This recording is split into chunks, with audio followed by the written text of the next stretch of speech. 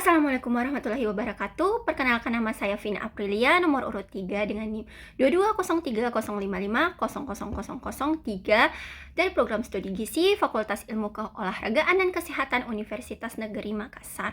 Pada kesempatan video kali ini, saya akan menjelaskan mengenai patofisiologi penyakit diabetes mellitus tipe 1 dan tipe 2. Simak video berikut ini. Yang pertama, kita akan membahas mengenai patofisiologi diabetes mellitus tipe 1. Nah, diabetes mellitus tipe 1 merupakan suatu penyakit ketika tubuh sudah tidak mampu menghasilkan insulin karena adanya kehancuran pada sel beta pankreas akibat dari proses autoimun. Nah, di mana hiperglikemia puasa itu dikarenakan adanya glukosa yang tidak terukur di dalam hati yang mengakibatkan glukosa yang diasup baik dari makanan maupun minuman itu tidak mampu disimpan di hati dan mengakibatkan pelonjakan kadar gula darah atau yang biasa disebut sebagai hiperglikemia postprandial.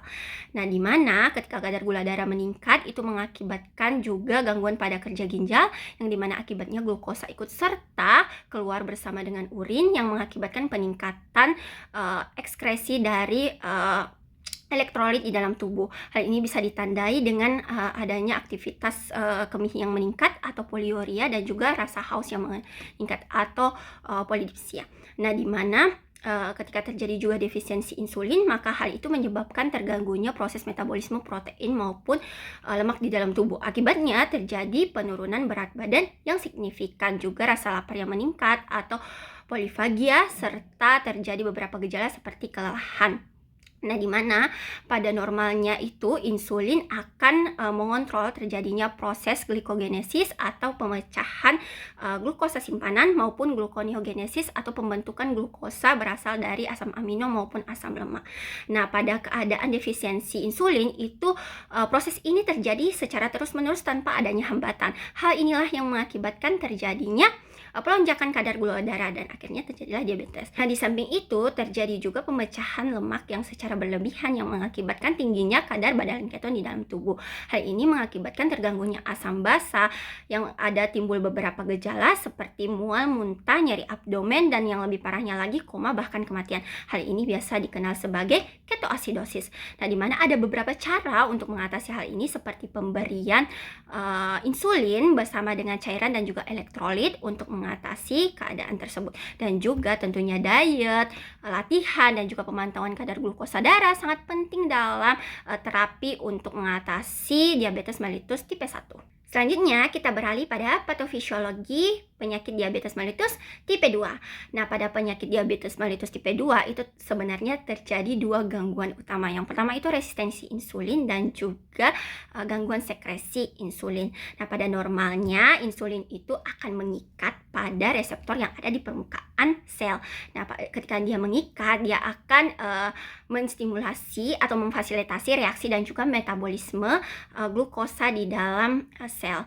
Nah, ketika terjadi resistensi insulin disertai dengan penurunan intra sel, maka tentunya insulin ini akan tidak lagi efektif untuk pengambilan glukosa oleh jaringan. Nah, oleh karena itu untuk mencegah terjadinya resistensi insulin dan juga peningkatan kadar gula darah, maka tentunya dibutuhkan peningkatan sekresi insulin di dalam tubuh. Pada penderita toleransi glukosa yang terganggu, maka hal ini tuh terjadi akibat dari produksi insulin yang meningkat untuk mempertahankan kadar glukosa agar tetap normal maupun sedikit meningkat. Namun demikian, sel beta pankreas itu tidak mampu menyeimbangi kebutuhan insulin yang berlebih ini, dan akhirnya terjadilah pelonjakan kadar glukosa darah dan menyebabkan terjadinya diabetes mellitus tipe 2. Nah, meskipun demikian, masih ada kadar insulin yang adekuat untuk mencegah terjadinya pemecahan lemak berlebih dan akhirnya meningkatkan badan keton. Oleh karena itu, diabetes mellitus tipe 2 ini tidak mengakibatkan ketoasidosis. Tapi jika terjadi secara terus-menerus itu bisa mengakibatkan berbagai penyakit akut. Biasanya diabetes mellitus tipe 2 ini itu menyerang pada usia lebih dari 30 tahun dan juga keadaan seperti obesitas. Beberapa gejala ringan yang perlu diwaspadai yaitu yang pertama adalah kelelahan, kemudian luka yang tidak kunjung sembuh, poliuria atau peningkatan perkemihan, polidipsia, peningkatan rasa haus, kemudian juga infeksi vagina dan juga penglihatan kabur. Mungkin itu saja yang dapat saya sampaikan. Kurang dan lebihnya mohon dimaafkan. Semoga dapat bermanfaat untuk kita semua. Wassalamualaikum warahmatullahi wabarakatuh dan terima kasih.